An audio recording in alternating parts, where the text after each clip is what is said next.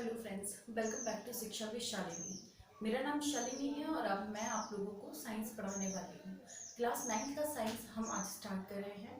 Class 9 का science बहुत ज़्यादा इम्पॉर्टेंट है उन बच्चों के लिए जो आगे साइंस लेने वाले हैं, क्योंकि ये एक बेस का काम करता है। अगर आपने 9th को सीरियसली नहीं लिया, जो कि हम 10th को ज़्यादा सीरियसली लेते हैं, तो आपका 11th क्लास का बेस खराब हो जाएगा। और अगर इन फ्यूचर अगर आप आर्ट्स भी ले लेते हैं तो भी आगे कॉम्पिटेटिव एग्जाम्स देने के लिए आपको ये बहुत काम आने वाला है।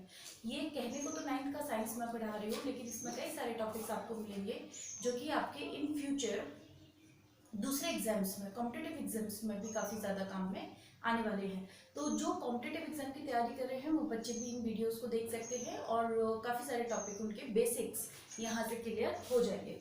तो आज हम ज़्यादा डीपली साइंस जैसा नहीं पढ़ेंगे, पहले हम जान लेते हैं कि साइंस होता क्या है और साइंस हमें क्यों पढ़ना चाहिए। क्योंकि कई बार हमारे कोई भी सब्जेक्ट जब पढ़ते हैं तो मन में सवाल आते हैं कि ये सब्जेक्ट हमें क्यों पढ़ाया जा रहा है, क्या ज़रूरत है इसको पढ़ाने की। ठीक है, कई बार जब हम छोटे हुआ करते थे स्कूल में आप लोगों के बराबर, तो हमें भी लगता था ये हिस्ट्री हमें क्यों पढ़ाई जा रही है, क्योंकि मुझे हिस्ट्री से ज़्यादा प्यार नहीं था। तो मुझे लगता था कि हिस्ट्री हमें क्यों पढ़ाई जा रही है। साइंस अच्छी लगती थी तो उसके बारे में कभी सवाल नहीं हुआ। तो हो सकता है कुछ बच्चों के मन में ये सवाल आए कि साइंस हमें क्यों पढ़ाई जा रही है क्या ये साइंस। उसके बारे में आज हम थोड़ी सी चर्चा करेंगे बस। तो साइंस क्या है। साइंस को सबसे पहले या इसे हिंदी में अगर मैं कहूँ तो इसे कहा जाता है विज्ञान। साइंस जो है वो एक जर्मन शब्द से बना हुआ है जिसका मतलब होता है साइंशिया। साइंशिया शब्द से मिलकर बना हुआ है जिसका मतलब होता है नॉलेज। ठीक है, और अगर मैं बात करूं विज्ञान की तो ये हमारे ऋग्वेद से लिया गया है इस शब्द को, जिसको हम अगर तोड़ते हैं तो वी प्लस ज्ञा प्लस ल्युट नामक शब्दों में टूट जाता है। ये एक प्रत्यय है, इसका कोई रूल नहीं है। मेन रूल है किसका, वी प्लस ज्ञा का। वी का मतलब होता है एक तो शुद्ध भी होता है और या फिर हम कह सकते हैं विशेष भी होता है। ठीक है, विशेष और ज्ञा का मतलब होता है ज्ञान। ठीक है, विशेष ज्ञान। अब विशेष ज्ञान का क्या मतलब है यहाँ पर देखिए, एक ज्ञान तो होता है जो सबको होता है। सबको होता है मतलब कि जैसे ये मेरे माता पिता हैं, मुझे खाना कैसे खाना है, मुझे भूख लग रही है, ये ज्ञान सबको है। लेकिन विशेष ज्ञान किसी चीज के बारे में जानना, तो उसको जानने के लिए आपको पहले सीखना पड़ेगा। तो जो सीखना पड़ता है विशेष ज्ञान होता है, उसे क्या कहा जाता है, विज्ञान कहा जाता है। विज्ञान क्या केवल साइंस जो सब्जेक्ट हम पढ़ रहे हैं क्या केवल वही विज्ञान है? नहीं, अब जितने भी सब्जेक्ट पढ़ रहे हैं लगभग सभी विज्ञान हैं। अगर आप मैथमेटिक्स पढ़ते हैं वो भी विज्ञान है। आप सामाजिक या एसएसटी पढ़ते हैं, सोशल साइंस पढ़ते हैं, उसमें भी सोशल साइंस शब्द यूज किया जाता है क्योंकि वो भी एक विज्ञान है। क्योंकि उसमें भी आप जानते हैं, सीखते हैं, क्योंकि वो एक विशेष प्रकार का ज्ञान है जो कि हमें इतिहास के बारे में, पृथ्वी के बारे में और हमारे अधिकारों के बारे में और जिस किसी के भी बारे में आप पढ़ते हैं उनके बारे में विशेष ज्ञान देता है। गणित भी एक प्रकार का विशेष ज्ञान है, सामाजिक है, ज्योग्राफी है, भूगोल है, ये सारे आपके कुछ विशेष ज्ञान होते हैं। फाइन, इसके बाद बात आती है कि ये तो विज्ञान शब्द की परिभाषा है, ये तो विज्ञान शब्द का विश्लेषण हमने किया है। अब हम देखते हैं कि विज्ञान की परिभाषा क्या होती है। विज्ञान की परिभाषा होती है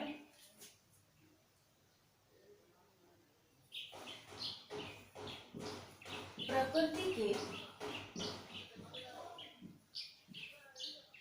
क्रमबद्ध अध्ययन से अर्जित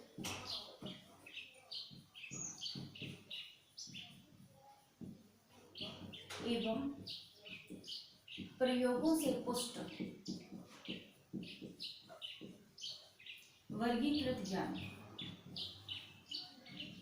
देखो, विज्ञान की परिभाषा होती है प्रकृति के क्रमबद्ध अध्ययन, यानी हमने क्या किया, विज्ञान को जब जानने की कोशिश की तो हमने हमारे आसपास जो कुछ भी हो रहा था कि हवा कैसे चलती है, पानी कैसे बहता है, भूख कैसे लगती है, लोग बीमार कैसे होते हैं और मेडिसिन लेने पर वो ठीक कैसे होते हैं, तो प्रकृति में जो कुछ भी हो रहा है, पेड़ बड़े कैसे होते हैं, उन पर फल कैसे लगते हैं, उनका क्रमबद्ध अध्ययन किया हमने और अपने प्रयोगों से उसको पुष्ट भी किया, साबित भी किया कि जो हम सोच रहे हैं वो सच है।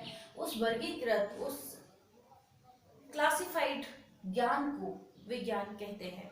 तो आपको क्या करना है, तो प्रकृति का क्रमबद्ध अध्ययन करना है और वहां से जो भी प्राप्त होगा उसको प्रयोगों द्वारा सत्यता उसकी प्रमाणित करनी है, और उस ज्ञान को क्या कहा जाता है, विज्ञान कहा जाता है। ठीक है, ये इसकी जो विज्ञान विषय है उसकी परिभाषा ये है। ठीक है, तो विज्ञान विषय की परिभाषा देख ली। अब बात ये आ रही थी, जो क्वेश्चन मैंने आपके सामने थोड़ी देर पहले उठाया था, कि हमें विज्ञान क्यों पढ़ना है, क्या जरूरत है हमें विज्ञान पढ़ने की, अगर नहीं पढ़ेंगे तो हमारा क्या नुकसान हो जाएगा। तो देखिए, सबसे पहले तो ये है कि हम प्रकृति में रहते हैं, हम बुद्धिमानी जीव में काउंट होते हैं कि मानव बहुत बुद्धिमानी जीव होता है। तो अगर बुद्धिमानी जीव है और उसके आसपास कोई घटना हो रही है तो उसके बारे में जानना। देखिए, अगर आप अपने घर में रहते हैं और बाहर से कोई अजीब सा साउंड आता है, आवाज आती है, तो आप तुरंत खिड़की में से निकलकर बाहर झांकेंगे, क्योंकि जानना, जिज्ञासा एक मानव की प्रवृत्ति है, उसका एक क्यूरियोसिटी होती है कि ऐसा क्यों हुआ। ठीक है, अगर आप बहुत जोर से आवाज आ रही है और खिड़की में से आप बाहर देख रहे हो या बाहर जाकर देखते हो कि इतनी तेज आवाजें क्यों आ रही हैं बाहर से, तो फिर डेफिनेटली इसका मतलब है कि आप जिज्ञासु प्रवृत्ति के हैं, आपको जिज्ञासा होती है ऐसे कैसे हो गया। तो ऐसे ही क्या हुआ, हम प्रकृति में रहते हैं, हमारे चारों तरफ प्रकृति है, नेचर है, वहां पे कुछ घटनाएं हो रही होती हैं, पेड़ बड़े हो रहे होते हैं, लोग बीमार हो रहे होते हैं, वही सारी घटनाएं। तो जो घटनाएं हो रही होती है उनके बारे में जानने के लिए हमें किसकी जरूरत है, इस विज्ञान विषय की जरूरत है, जो कि हम पढ़ेंगे। कि विज्ञान विषय जो है कि उसकी विज्ञान विषय क्यों पढ़ा जाता है, ताकि प्रकृति में होने वाली घटनाओं के बारे में हम जान सकें। दूसरी चीज ये है कि इसलिए हमें विज्ञान पढ़ना होता है ताकि हम मनुष्य के हित में, ताकि हम मनुष्य एवं प्रकृति के भी, लेकिन मनुष्य के हित में जो आसपास की घटनाएं हैं उसको काम में ले सके, उसे अपने अनुकूल बना सके। फॉर एग्जाम्पल, हवा चलती है, आपको गर्मी नहीं लगती, आपको अच्छा लगता है, वेरी गुड। लेकिन अब आप क्या चाहते हैं कि जब हवा ना चले, जब बहुत तेज गर्मी का मौसम आ जाए, तो फिर हमें हवा कैसे मिले। तो हमने प्रकृति के कुछ नियमों का पालन किया, कुछ नियमों को उठाया, उनका अध्ययन किया, उनको प्रयोगों द्वारा सत्यता प्रमाणित की, और एक ऐसी चीज बना ली जो कि हवा नहीं चलने पर भी हमें हवा देगी, जो कि है पंखा या कूलर। ठीक है, तो हमने कुछ कैसा किया, विज्ञान का उपयोग करते हुए, विज्ञान के नियमों का उपयोग करते हुए हमने पंखे का इन्वेंशन किया। ठीक है, तो उससे हमें क्या हुआ कि हमने जो विज्ञान था उसको मानव के हितों की ओर परिवर्तित कर दिया। ठीक है, इसलिए हमें करना होता है। तो इस प्रकार से है, या फिर ये कहा जाए कि कुछ रीति परंपराएं हमारे आसपास होती रहती है, उन परंपराओं को जानने के लिए कि ये परंपराएं कितनी सत्य हैं, कितनी वैज्ञानिक तरीके से पुष्ट हैं, तो उसके लिए भी हमें विज्ञान की जरूरत पड़ती है। यानी समाज में व्याप्त विभिन्न रीति एवं परंपराओं को जानने के लिए, उनकी महत्ता साबित करने के लिए हमें विज्ञान को जानना जरूरी होता है। अब विज्ञान क्या एक ही सब्जेक्ट है, विज्ञान को क्लासिफाइड किया जा सकता है। हाँ जी, विज्ञान को क्लासिफाइड किया जा सकता है। विज्ञान प्राकृतिक विज्ञान भी होता है। ठीक है, वैसे तो देखो ये जो क्लासिफिकेशन है ना, वो फिक्स नहीं है, हर किताब में आपको अलग तरह का क्लासिफिकेशन दिखाई देगा। तो प्राकृतिक हो सकता है, सामाजिक हो सकता है, तकनीकी हो सकता है। ठीक है, प्राकृतिक हो सकता है, सामाजिक, तकनीकी हो सकता है। प्राकृतिक में आप प्रकृति के बारे में अध्ययन करते हैं, समाज में आप समाज के बारे में अध्ययन करते हैं। तो ये दोनों तो हमें पढ़ना नहीं है। सामाजिक तो सामाजिक विज्ञान की पुस्तक में आप पढ़ेंगे, और तकनीकी जब आप अगर इंजीनियरिंग करने जाएंगे, मैथमेटिक्स लेंगे और फिर इंजीनियरिंग करने जाएंगे, तो आप वो पढ़ेंगे। अभी हमें किसके बारे में पढ़ना है, प्राकृतिक। प्राकृतिक को भी अगर हम दो भागों में बांट दें कि जो जीवित होते हैं, प्राणी होते हैं, जीव होते हैं, या जिन्हें हम कह सकते हैं जीवित, ये जीव होते हैं, उनके बारे में अगर जानते हैं तो उनके बारे में किस में जाना जाता है, बॉटनी में जानते हैं आप। बॉटनी को हिंदी में कहते हैं वनस्पति विज्ञान, है ना।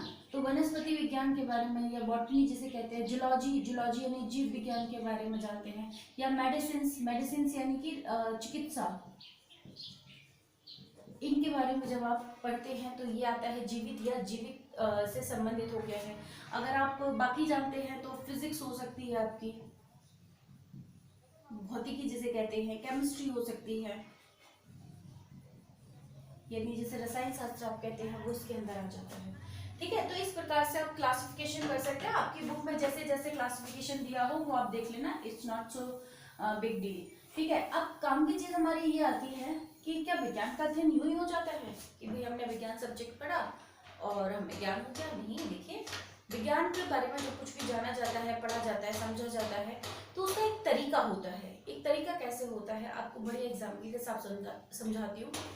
कि सपोज करते हैं कि अभी कोविड-19 फैला हुआ है, राइट? तो कोविड-19 का हमें मेडिसिन या इलाज ढूंढना है। अब उसका जब इलाज ढूंढना है तो ऐसे थोड़ी है कि इधर हमारे सामने बीमारी आई और हमने एक मेडिसिन उठाई, बोलते ये मेडिसिन खाओ ठीक हो जाओगे। नहीं ना, क्या किया हमने? एक प्रोसीजर फॉलो किया, एक नियम फॉलो किया। कैसे?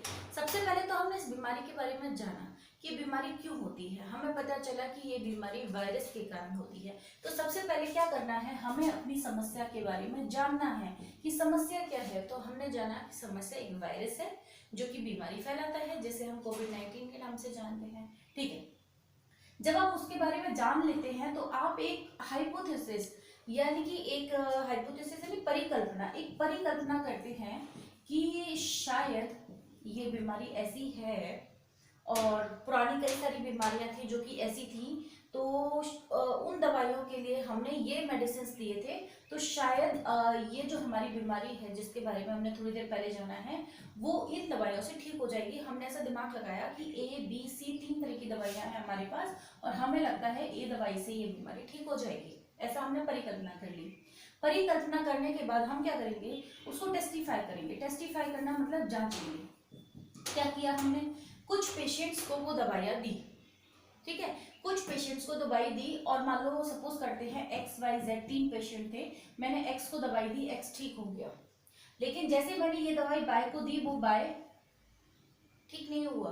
तो बाय ठीक नहीं हुआ, इसका मतलब ये है कि जो हमने सोचा था वो गलत सोचा था कि ए से सब ठीक हो जाएंगे, लेकिन ए से कुछ व्यक्ति तो ठीक हो गए परंतु दूसरे व्यक्ति ठीक नहीं हुए हैं। इसका मतलब जो हमने परिकल्पना की थी वो परिकल्पना गलत की है। तो हम क्या करेंगे, दोबारा से एक परिकल्पना करेंगे और सोचेंगे कि यार अच्छा ये काम नहीं कर रहा है तो शायद ये प्लाज्मा थेरेपी काम कर जाए, कुछ भी हो सकता है।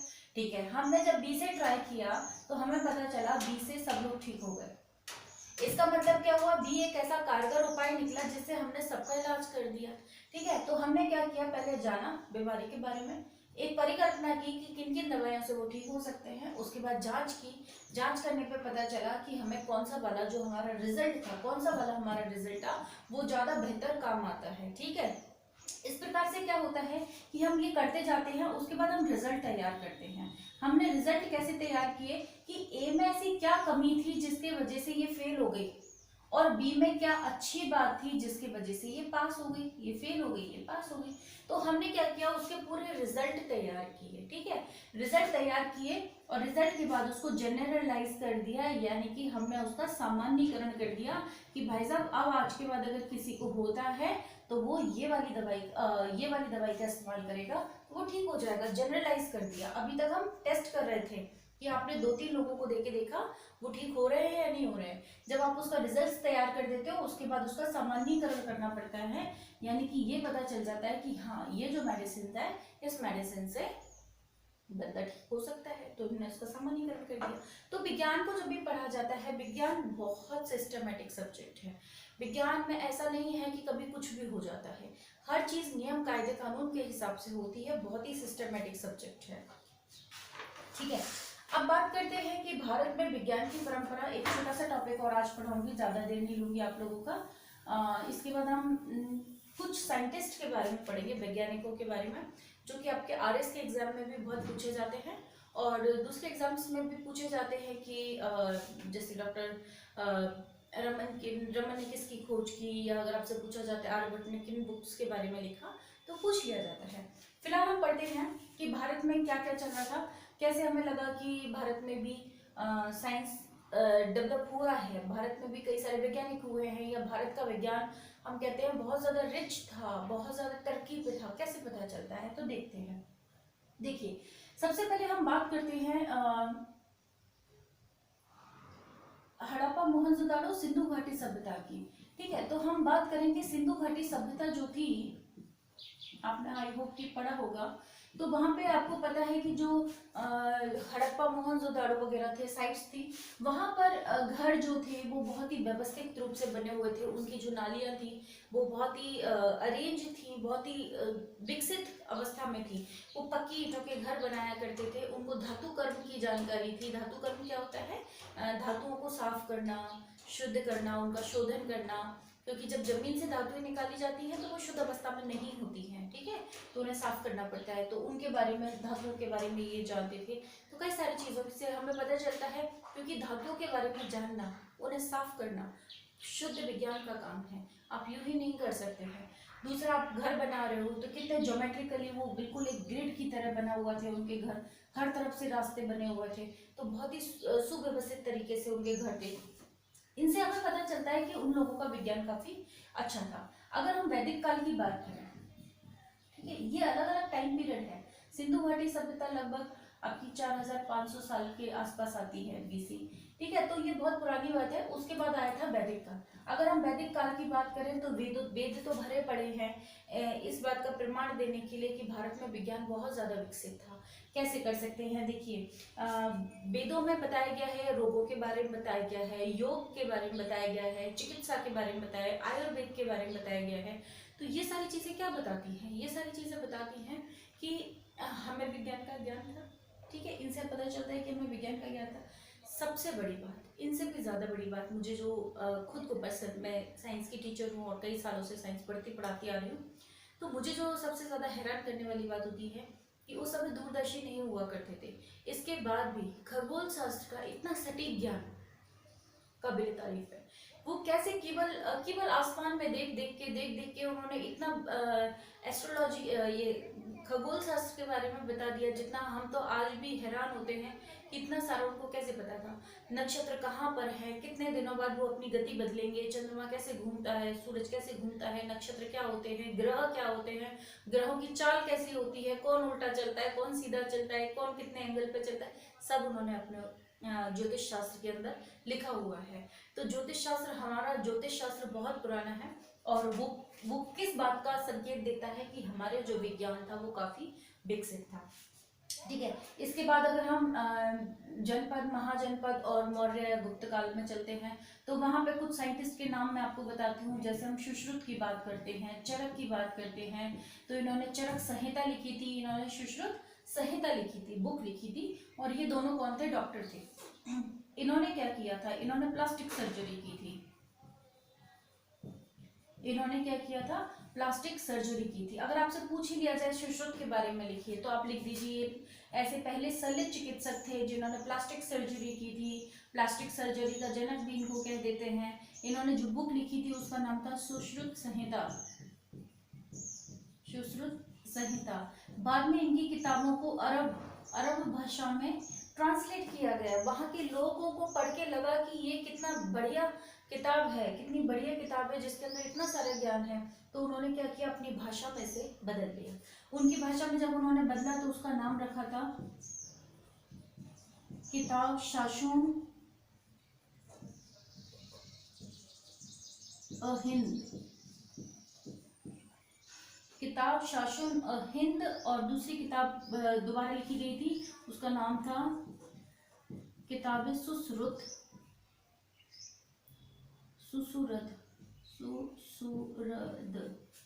किताबें सुसुरद, ये उन्होंने किताब को चेंज किया था। इसके अलावा भी कई सारे साइंटिस्ट थे, नागार्जुन थे, आर्यभट्ट थे, और कई सारे साइंटिस्ट थे, मतलब जिनके बारे में हम बता नहीं सकते। और एक और के बारे में आपसे क्वेश्चन पूछा जा सकता है, आपकी किताब में मेंशन है, तो वो भी मैं आपको बता दूं। तो आपने देखा किसके बारे में? सुश्रुत के बारे में देखा, चरक के बारे में देखा, एक पतंजलि के बारे में और देखिए। वैसे पतंजलि का चर्चा जो है हम लेटर ऑन करेंगे बाद में, पर फिलहाल थोड़ा सा दिया हुआ है तो सुन लें। जो पतंजलि थे उन्होंने योग के बारे में बताया। अब आप सोच के देखना जरा, मैं आपको कुछ और बताने जा रही हूँ। योग का मतलब सिर्फ ये नहीं है कि आपने अनुलोम विलोम कर लिया या कपालभाति कर लिया, वो योग है। योग होता है आपके शरीर में नाड़ी केंद्र होते हैं, उन नाड़ी केंद्रों को जब जागृत किया जाता है तो पूरा शरीर बैलेंस हो जाता है। आप रोगों के प्रति आपकी असाधारण क्षमता डेवलप हो जाती है। कैसे? जो पुराने ऋषि मुनि थे हजारों सालों तक, मतलब कई सालों तक जंगल में रह के तपस्या वगैरह किया करते थे, ऐसा मेंशन किया गया है किताबों में। और रोग नहीं होते होंगे उनको, ठंड गर्मी बरसात नहीं लगती होगी, क्योंकि उन्होंने अपने शरीर को कंट्रोल किया हुआ था। वो शरीर को कंट्रोल कैसे किया जा सकता है? योग से। योग के बारे में कोई बंदा तभी बता सकता है ना जब उसको शरीर के बारे में नॉलेज होगी। जब वो बता सकता है कि आपका शरीर कैसे बना हुआ है, जब वो शरीर के बारे में जानता होगा तभी तो बता पाएगा कि योग क्या है, योग हमारे शरीर में किस प्रकार से परिवर्तन कर सकता है। तो इनको शरीर के बारे में अच्छे से पता था, तभी इन्होंने योग के बारे में बताया। और योग कैसे हमारे शरीर को कंट्रोल कर सकता है, नाड़ी को नाड़ी को कंट्रोल करके हमारे शरीर को स्ट्रांग बना सकता है, तो वो किसने बताया? पतंजलि ने बताया।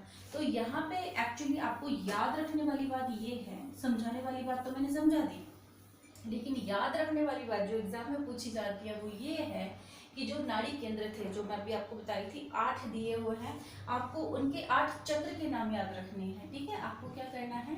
8 चक्र हैं, खाली उनके नाम याद रखने हैं।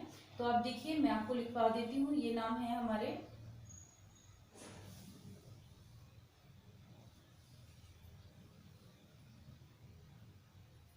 ये जो धारणा ध्यान समाधि वाले हैं ये मैं आपको नेक्स्ट चैप्टर में बताऊंगी, वहां पर काम आएंगे। फिलहाल आपको याद रखना पड़ेगा ये मूलाधार, स्वादिष्ठान, मूलाधार, स्वादिष्ठान, मणिपुर, हृदय,